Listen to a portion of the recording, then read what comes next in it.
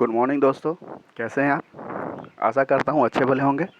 मेरा नाम है राजू गुप्ता और आपका हमारे YouTube channel study temple a way of achiever में स्वागत है।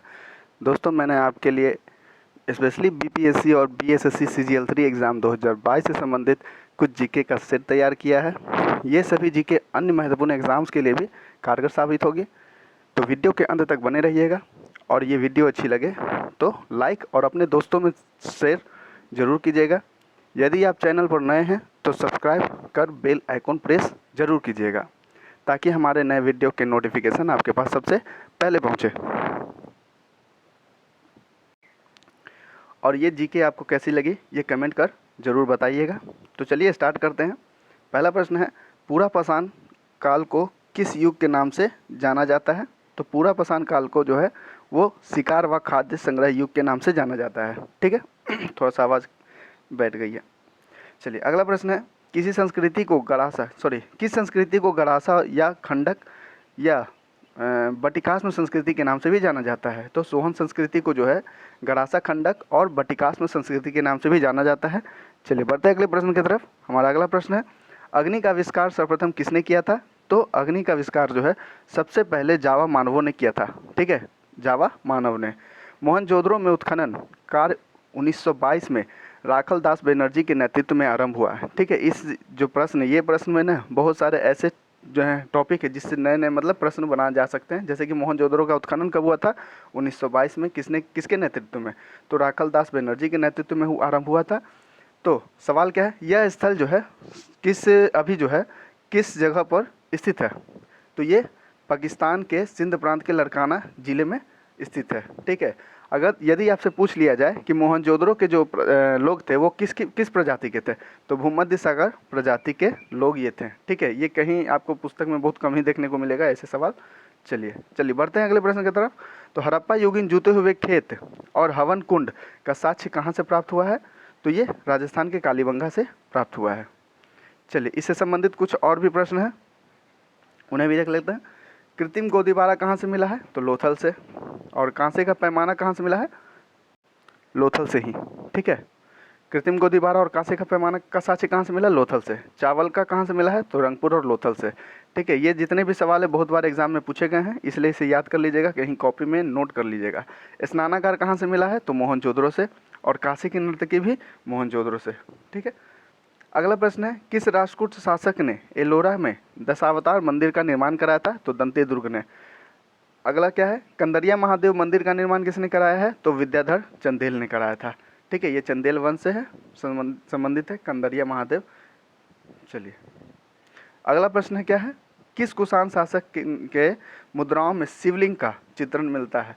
तो ये हुवेस्क जो थे वो कुषाण शासक थे। ठीक है, बढ़ते अगले प्रश्न की तरफ। हमारा अगला प्रश्न है, जूना अभिलेख जो है उसके मुताबिक किस गुप्त शासक ने गिरनार पर्वत पर सुदर्शन झील का जीर्णोद्धार या पुनरुद्धार करवाया था, तो स्कंदगुप्त।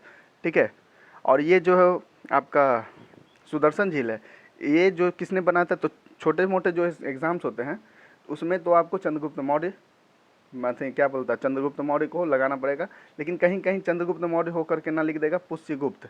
तो पुष्यगुप्त ने ही क्या किया था, बनवाया था। चंद्रगुप्त मौर्य के प्रांतीय शासक कौन थे, पुष्यगुप्त ने बनाया था। चलिए बढ़ते अगले प्रश्न की तरफ। हमारा अगला प्रश्न है, दिल्ली के किस सुल्तान ने सती प्रथा को रोकने का प्रयास किया था, तो मोहम्मद बिन तुगलक ने। ठीक है, मोहम्मद बिन तुगलक ने प्रयास किया था लेकिन सफल नहीं हुए थे। और मोहम्मद बिन तुगलक को मनियारों का राजकुमार भी कहा जाता है। ठीक है, और इतिहासकारों ने इन्हें विरोधों का मिश्रण बताया है। चलिए अगला प्रश्न है, वर्नाकुलर प्रेस एक्ट मुख्यतः किस समाचार पत्र के लिए लाया गया था, परंतु वह रातों रात बांग्ला से अंग्रेजी भाषा में परिवर्तित होकर इससे बच गया, तो यह है अमृत बाजार पत्रिका। चलिए अगला प्रश्न है, कौन सी घाटी पश्चिमी घाट के केरल राज्य में स्थित नीलगिरी पहाड़ी पर है, जो अत्यधिक जैव विविधता के लिए प्रसिद्ध है। तो ये शांत घाटी बोलिए या तो साइलेंट वैली। ठीक है, शांत घाटी या साइलेंट वैली। अब कुछ इससे संबंधित घाटियाँ भी हैं जो एग्जाम में बहुत बार पूछे गए हैं। तो सुरमा घाटी कहाँ है, असम में। ड्यूको घाटी नागालैंड में। नोक्रेक घाटी मेघालय में, ये पूछी गई है किस पर्वत पर, तो गारो पहाड़ी पर। तवांग घाटी अरुणाचल प्रदेश। कंबाम घाटी तमिलनाडु, कांगड़ा घाटी हिमाचल प्रदेश और नुब्रा घाटी लद्दाख। ठीक है, इसे कहीं कॉपी में नोट कर लीजिए। चलिए अगला प्रश्न की तरफ बढ़ते हैं। देवप्रयाग में कौन दो नदियां आकर मिलती हैं? तो देवप्रयाग में, ठीक है, बीपीएससी के नज़रिए से बहुत ही महत्वपूर्ण क्वेश्चन है।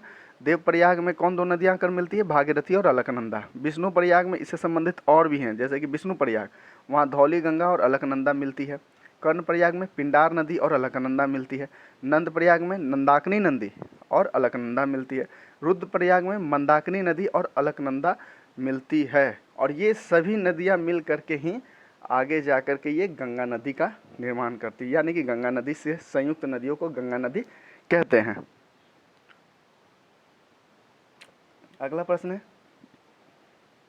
नील नदी की लंबाई है 6,690 किलोमीटर, जिसका उद्गम स्थल कहाँ? विक्टोरिया झील है। ठीक है, यह नदी कहाँ जाकर गिरती है? तो भूमध्य सागर में। ठीक है, इस टॉपिक में 3 सवाल है। नील नदी की लंबाई कितनी है? 6,690 किलोमीटर। इसका उद्गम स्थल इसका उद्गम स्थल कहाँ है? तो विक्टोरिया झील। और ये नदी कहाँ जाकर मिलती है? तो भूमध्य सागर में। एक और नदी से संबंधित है, अमेजन नदी। अमेजन नदी की लंबाई जो है वो 6,296 किलोमीटर है। इसका उद्गम स्थल कहाँ है? लैगो विलफेरो, जो कि पेरो में है।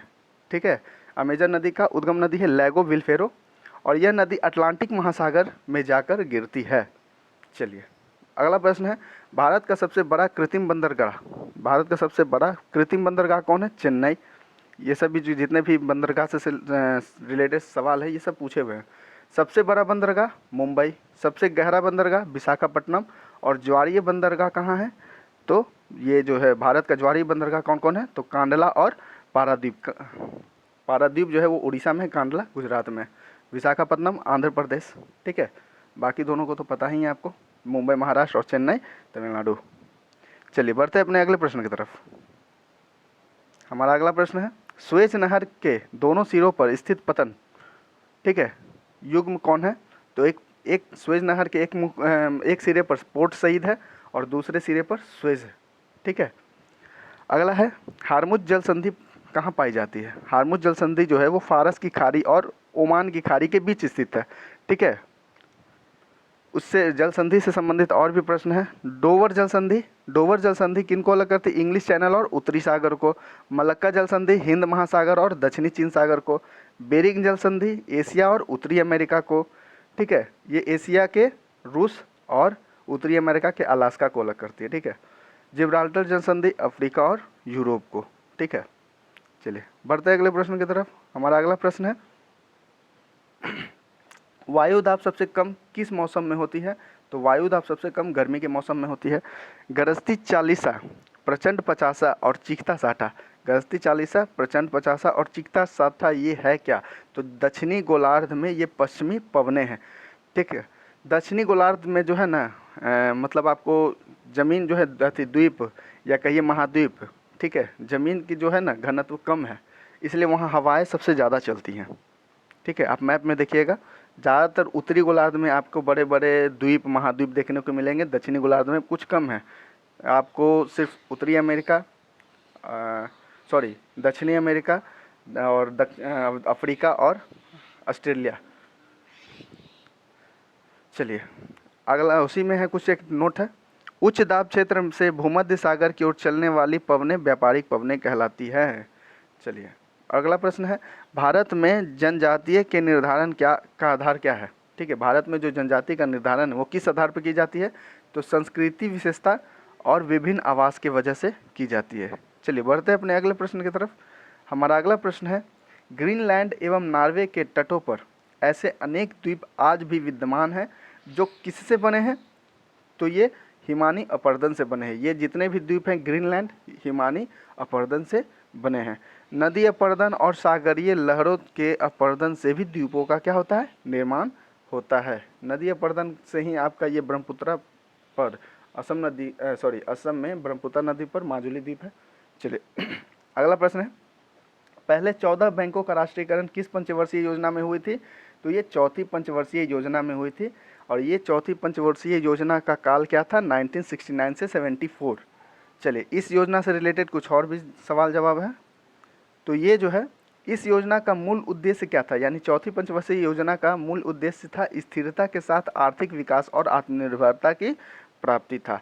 उड़ीसा में भीषण चक्रवात आ गए थे, ये चौथी पंचवर्षीय योजना के दौरान उड़ीसा में सबसे भीषण चक्रवात आए थे, और 1971 का बांग्लादेश युद्ध हो गया था तथा शरणार्थी का क्या हो गया था, संकट आ गया था, जिस कारण यह योजना असफल हो गई थी। ठीक है, चलिए अगला प्रश्न है, सॉरी इसी में एक और टॉपिक है, परिवार नियोजन इस योजना का मुख्य लक्षण था। ठीक है, परिवार नियोजन जो है इस योजना का मुख्य लक्ष्य था। चलिए अगले प्रश्न की तरफ बढ़ते हैं। हमारा अगला प्रश्न है, जब किसी व्यक्ति को उसके योग्यता के आधार पर रोजगार नहीं मिलता है तो उसे किस तरह की बेरोजगारी के अंतर्गत रखते हैं, तो शिक्षित बेरोजगारी। मान लीजिए कि आप पोस्ट ग्रेजुएट हैं और आपको ग्रुप डी का नौकरी करना पड़ा, तो इस तरह से ये शिक्षित बेरोजगारी में आती है और ये भारत में ज़्यादा देखने को मिलती है। चलिए अगला प्रश्न है, सर्वोदय प्लान। सर्वोदय प्लान कब आया था, 1950 में। किसके द्वारा तैयार किया गया था, तो जयप्रकाश नारायण के द्वारा तैयार किया गया था। और क्या है, 1944 से 45 में भारत के 8 उद्योगपतियों द्वारा भारत के आर्थिक विकास हेतु एक प्लान तैयार किया गया था, जिसको बॉम्बे प्लान कहा जाता है। ये बॉम्बे प्लान कब लागू किया बना था, तो 1944 से 45, इसको याद कर लीजिएगा। किनके द्वारा, 8 उद्योगपतियों द्वारा किया गया था भारत के। चलिए अगला प्रश्न है, अमीरों को प्रभावित करने वाला किस प्रकार का कर होता है। ठीक है, अमीरों को प्रभावित करने वाला किस प्रकार का कर है, प्रतिगामी कर।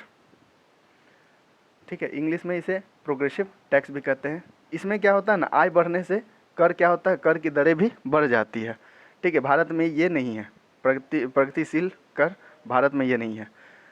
प्रतिगामी कर क्या होता है, इसमें जो होता है रिग्रेसिव टैक्स जो है, इसमें कम आय वाले पर अधिक टैक्स लगता है। जैसे गरीबों को ये ज़्यादा प्रभावित करती है, कम आय पर अधिक टैक्स देनी पड़ती है, ये गरीबों को ज़्यादा प्रभावित करती है। ऐसे सवाल पूछे भी गए हैं। ठीक है, कौन सा टैक्स जो है जो गरीबों को क्या करती है, किस प्रकार का टैक्स गरीबों को प्रभावित करती है, तो प्रतिगामी कर यानी कि रिग्रेसिव टैक्स। इसमें कुछ और भी है, अधोगामी कर। ये अधोगामी कर है क्या, डिग्रेसिव टैक्स, तो वैसा कर जिसमें आय के बढ़ने से प्रारंभ में बढ़ती है किंतु एक निश्चित सीमा पर जाकर एक समान हो जाती है, और ये भारत में इसी प्रकार का कर है, अधोगामी कर यानी कि डिग्रेसिव टैक्स। ठीक है, भारत में इसी प्रकार का कर लगाई जाती है। चलिए हमारा 25वां है सवाल, आरबीआई बैंकों को एक दिन के लिए जिस ब्याज दर पर ऋण देती है उसे क्या कहते हैं, तो आरबीआई बैंकों को एक दिन के लिए जिस दर पर देती है उसे एमएसएफ कहते हैं, यानी कि मार्जिनल स्टैंडिंग फैसिलिटी कहा जाता है। आरबीआई बैंकों को 2 से 14 दिनों के लिए जिस दर पर ब्याज देती है उसे रेपो रेट कहते हैं। ठीक है, और आरबीआई बैंकों को 14 दिन से अधिक दिन के लिए देती है तो उससे बैंक रेट कहा जाता है, यानी दीर्घकालीन जो होती है 14 से अधिक दिनों के लिए देती है